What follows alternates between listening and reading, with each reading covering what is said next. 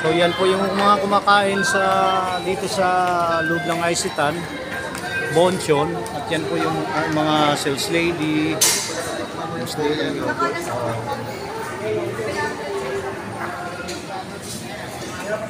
Ay try ko na din po habang sinasabi niya nga sa akin na masarap yung itong aking kapartner, masarap yung ano nun, Korean noodles.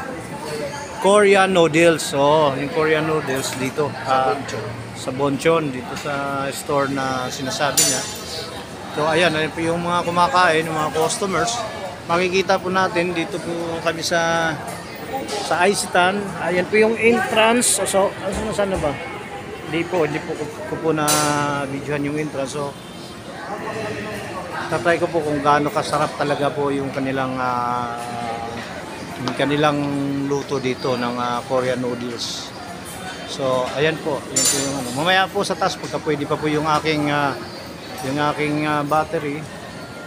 So magbibideo po ako pagka habang umaakit kami. So, maraming salamat po. Magkikita po tayo ulit.